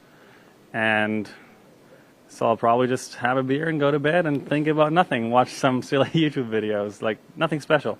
All right, well, that makes two of us. All right, yeah. Thank you, Simon, and here's Brian. Hey, Simon. What's up, Brian? A couple questions for you before I let you go. You mentioned it's your 10th year full-time as a disc golfer. Have those 10 years gone by fast or slow for you?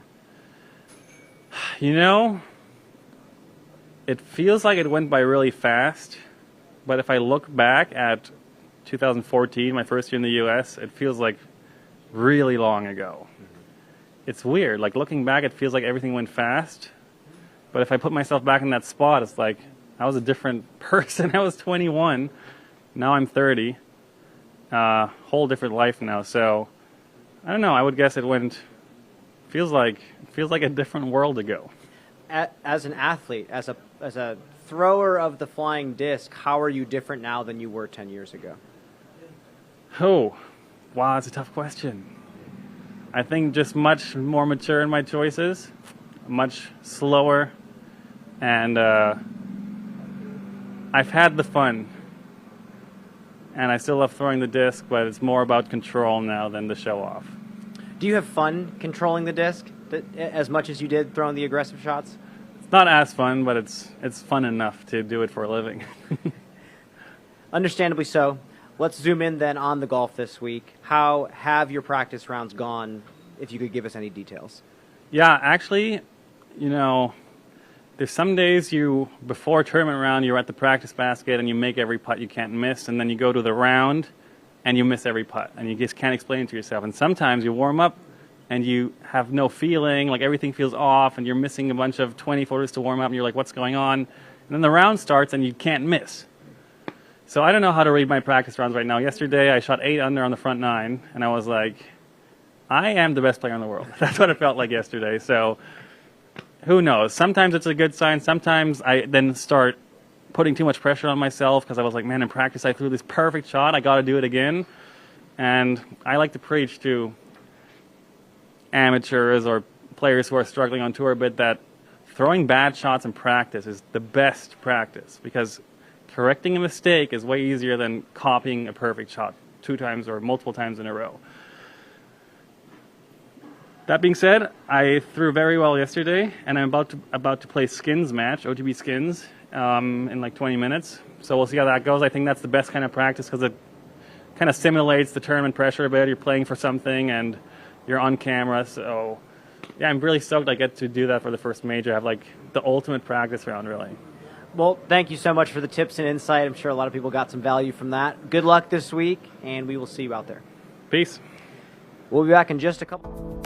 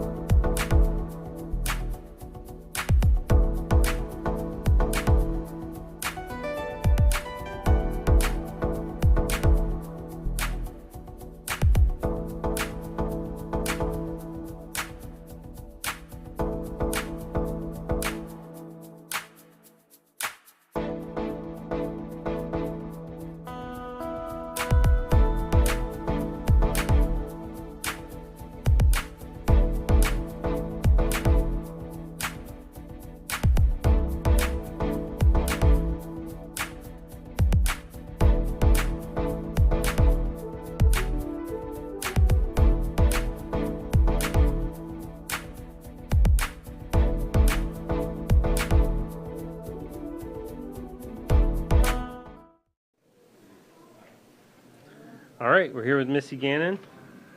Missy, how you feeling? Feeling good. Yeah, I love coming back here. It's just sort of we camp right on site at the campground here, and it's right on the water. So, a lot of good vibes when we get here. Sure. Catch any fish yet or anything like that? No fishing, but we went kayaking and have the dogs play in the water. So, nice way to relax after rounds. Yeah, sure, no doubt, and a good way to get yourself into a positive mental mind state before a major. Mm-hmm. So let's talk about the major. I mean, this is the first pro major of the year, Mm-hmm. and we were talking with Catrina, kind of saying that this is the end of the first quarter of the season, so to speak. So we're hitting a significant touchstone and milestone in the season. What does this PDGA major mean for the season at large, and especially being early in the season? Mm-hmm. Yeah, I think it's great. I think it's great to have a major early in the season. I feel like a lot of them are kind of sandwiched towards the end or towards the last third. So I think that it's just a nice way to feel that added major pressure early on, and especially at a course like this where it's just very wooded and pretty different from a lot of the courses we've had to play in other majors. So, it's just a nice way, if you come out on top, it's a nice way to kind of lead you the rest of the season. And even if you have a good finish, I think that is also a good confidence boost going into the rest of the season.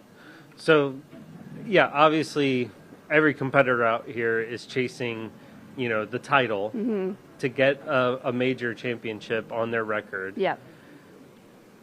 Beyond that, Mm-hmm. beyond the obvious, what's the goal this week as a competitor coming out here to a major? Yeah, beyond winning, which would be amazing.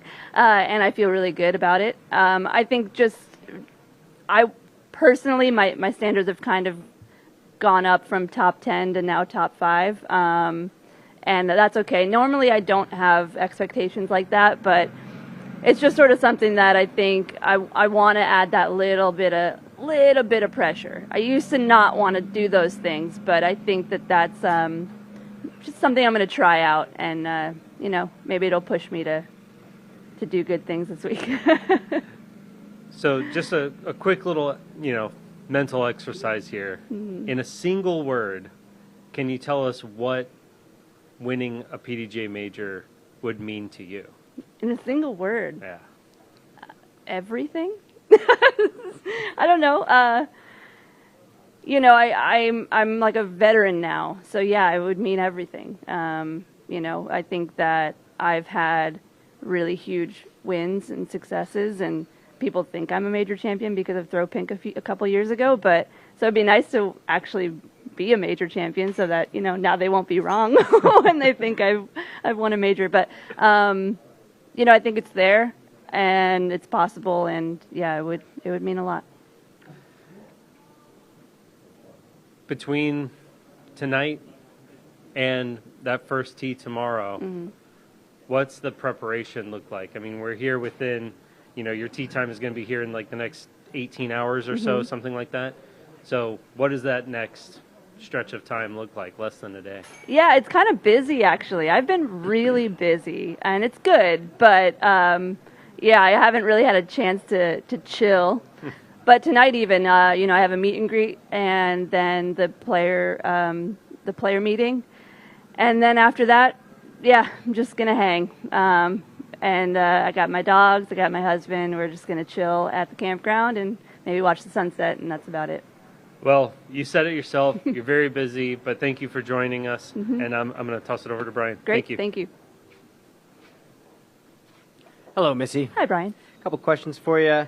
First off, you say that winning 4-round tournaments at Winthrop is not a major championship, but I think people think that because you had to win a 4-round tournament Mm-hmm. against the best players in the world at a very challenging course. Mm-hmm. Is it that much different to win a 4-round tournament versus a 3-round? Absolutely. I even think about Ledgestone. Same deal. 4-round event. Came out on top last year. Yes, absolutely.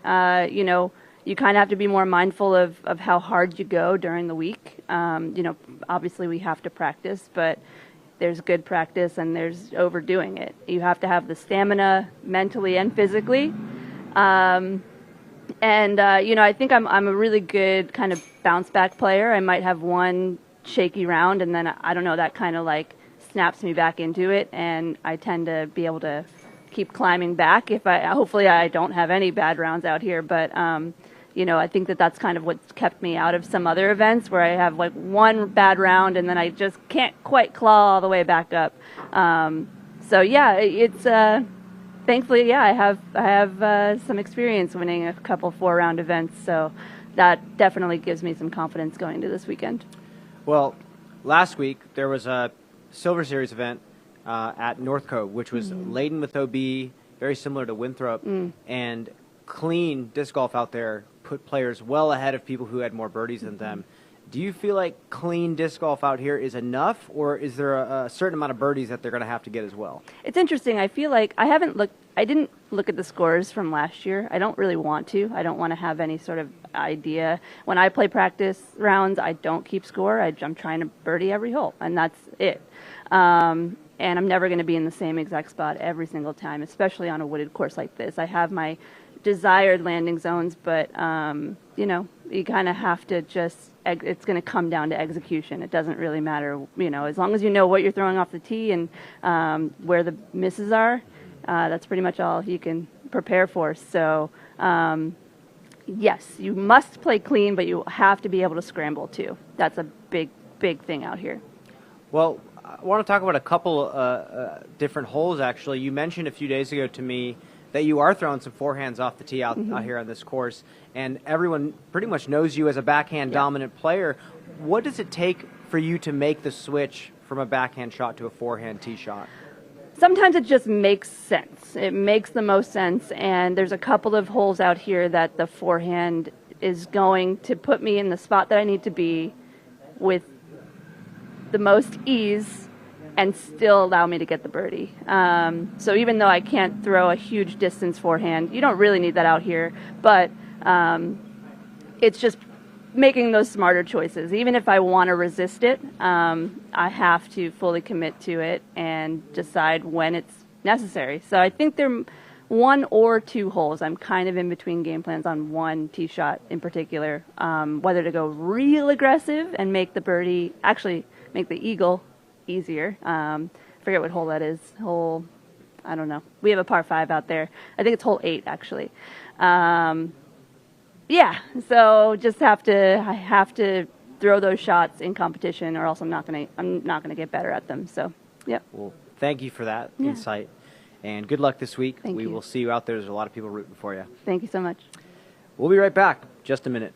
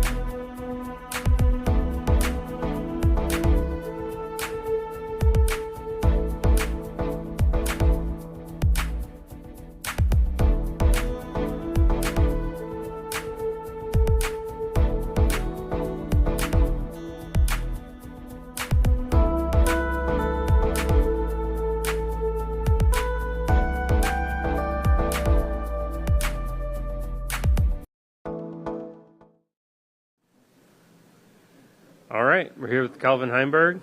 Calvin, how you feeling today? Feeling pretty good. Just got done with my last practice round maybe about a half an hour ago, so feeling good. Not much else to do today, maybe a little more practice putting, but as a whole it's pretty relaxed for the rest of the day. Yeah, we just had Missy here, and I'm sure you heard the question. You know, your tee time here is going to be within the next 24 hours or so. what does that next 24 hours look like as you prepare for the first PDGA major of the year? Hopefully a lot of sleeping and eating, and can't think of much else. A little practice putting, but yeah, definitely just get a good night's sleep tonight, and then a couple good meals before the round tomorrow. Okay, no pickleball then. That's what I'm hearing. Yeah, hopefully no pickleball. Good. So yeah, we were also talking to Simon, and I think there are quite a few parallels that we can draw between the two of you. You're both chasing that major title and looking to add that to elevate, the context of your career. So what does a PDGA major mean for Calvin? Like, what does it mean for your status and for your outlook on your disc golf career? Yeah, I mean, it's something I'm definitely still trying to hunt down. It's kind of like the last item on the list to check off. So definitely still chasing it. It is, we get 4 a year now, and it is like the thing that everyone's chasing. So it would mean quite a bit to get one.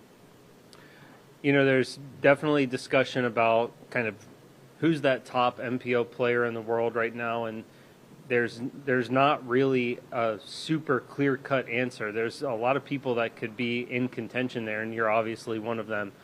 Certainly, up there in contention for most consistent, at the very least, with top 10 finishes and podium finishes like crazy. So with that in mind, what do those, consistent podium finishes mean for your approach to this major this week?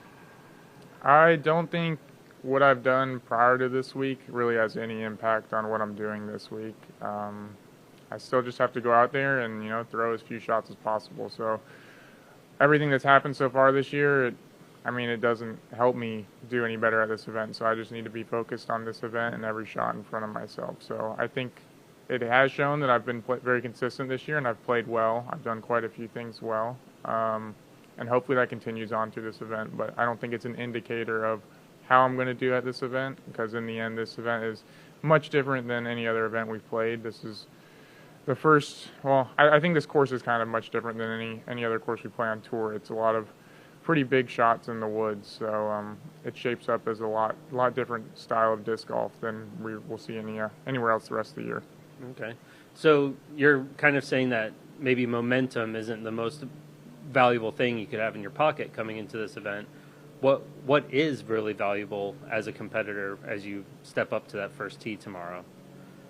I think it's just being confident in yourself, going up there, stepping up on the tee, and knowing what you want to do, and just sticking to your game plan. Because there's going to be some rough holes out there. You're going to get in some tricky places, but it's just you keep grinding. It's a 4-round tournament, so there's a lot of time to make up for mistakes, and it's just don't get caught up in them and keep pushing the whole time.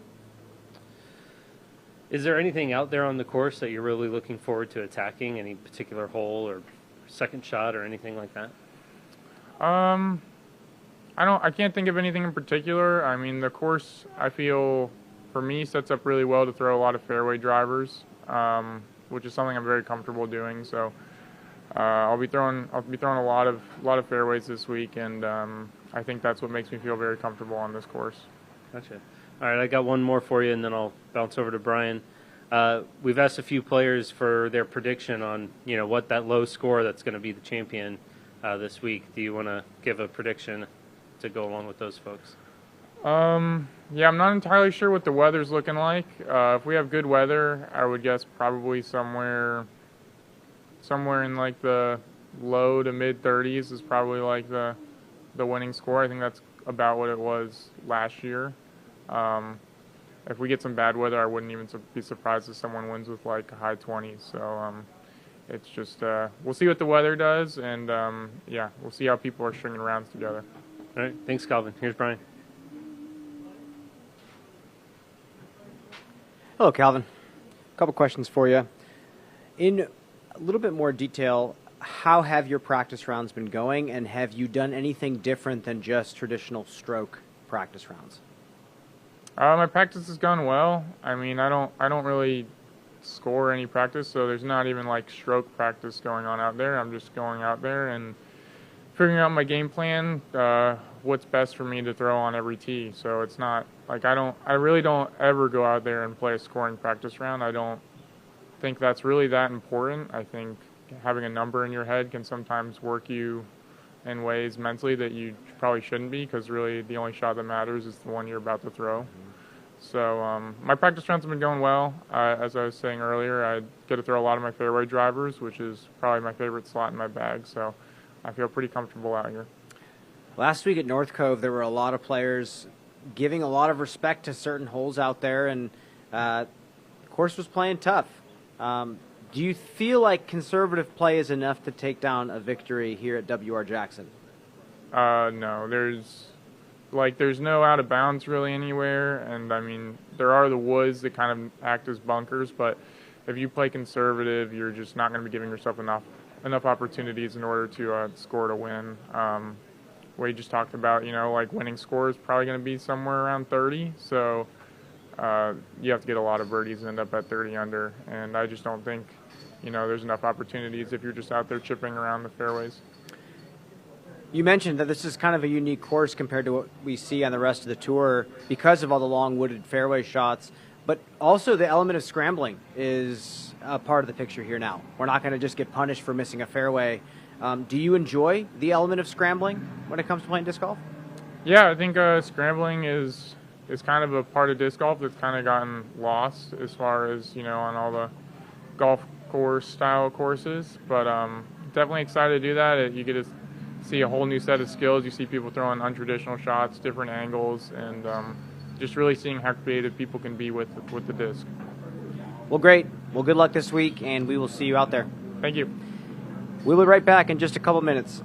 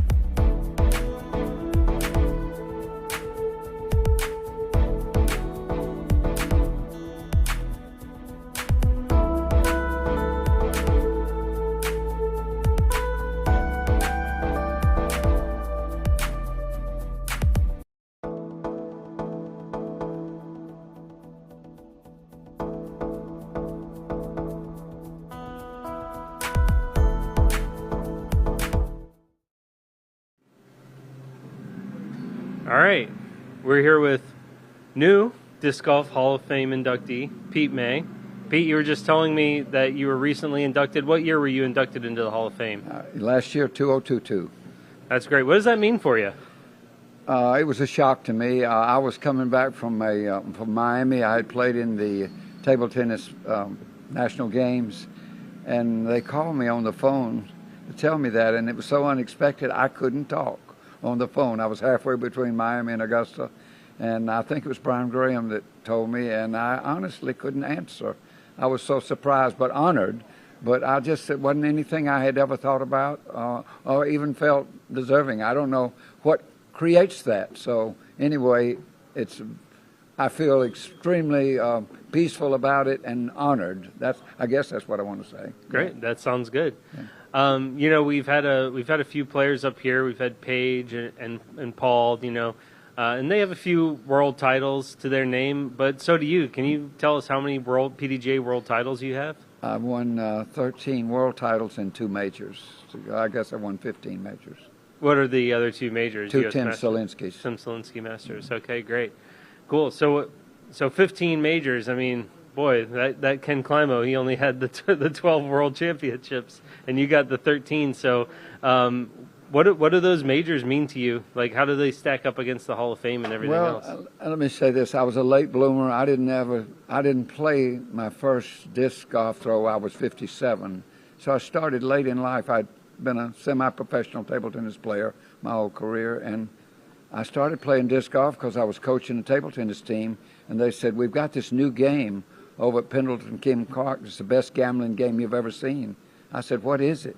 And they said, disc golf. I said, I don't know what that means. They said, you know those things that look like chicken cookers? I said, those chains and those baskets? Yeah, he said, there's a game with that.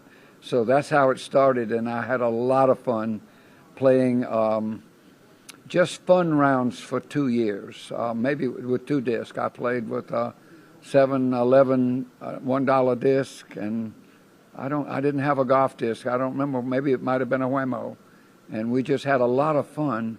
And then Walter Clay, a local person, said, "Why don't you go to a tournament with me in Melbourne, Florida?" And I discovered there were players playing my age, and so I did that. And after that, I found about the circuit. I joined the PDGA, and then there was a World Championship in 2001 in Minneapolis. And that really was a start for me, seeing it from a whole different perspective. And it's been a wonderful ride. I don't even know how to say how good it is from a person my age. You know, that's commendable as someone who, my mother plays and she's in her 70s, and it's good to see like the longevity that disc golf provides for athletes of from the juniors to the masters players and all that. And so it's good to see like this sterling example here in front of us.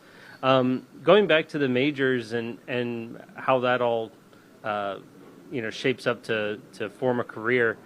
You know, your path is obviously different than those of like Paul McBeth and Paige Pierce, like we were explaining before. But yeah, tell us about some of those world titles that you won. You know, what the visions those were, and maybe if there's one that really sticks out for you. Well, I started in the 60s, so they called it probably senior grandmasters then. They've changed the titles, but basically I played in my 60s, 65s, played in the 70s, 75s, and now played in the 80s. So I'm playing in the 80s now. I'll play in Flagstaff. I played there. That might have been my third Worlds. I think I lost my one shot to Peter Shive in Flagstaff in my third Worlds. If you ask me, let me put it this way: what is playing in World Championships meant to me? Yeah. It's got to do with friendship, fun, and fitness. It caused me to want to stay as fit as I could be, but it was so fun. I can't even tell you how much fun I've had traveling and seeing America from the ground. I played table tennis at least 40 years, going from an airport to a La Quinta Inn to an arena, and they all looked the same, whether it was San Diego or Syracuse or Miami or Chicago or Los Angeles. Los Angeles is different. No, Los Angeles is the same. Now, Las Vegas is different. Las Vegas is an experience. I think I played maybe 30 times in Las Vegas. So table tennis took me to America, but disc golf showed me America. And that's a big difference. I saw America from the ground up through disc golf. Yeah, you really get a sense for the region that you're in, you do. And you get a sense for the nature and everything else. That's brilliant. I'm going to hand it over to Hayden for a couple of questions. Hey, Pete. Hey. Saw you a couple weeks ago up at the College Disc Golf National Championship, Right. something that you helped create. So just tell us about that experience up there, seeing those record number of kids playing and enjoying. Well, I started the college disc golf with 6 schools, but I got Southern Cal to come in. I got a president that I was a friend of a president of a small college. I said, "Do you know any presidents, West Coast?" He said, "I know the president of Southern Cal." I said, "Would you call him and ask him, please, to send a disc golf team? We're having the first collegiate world national championships." Excuse me, and he did.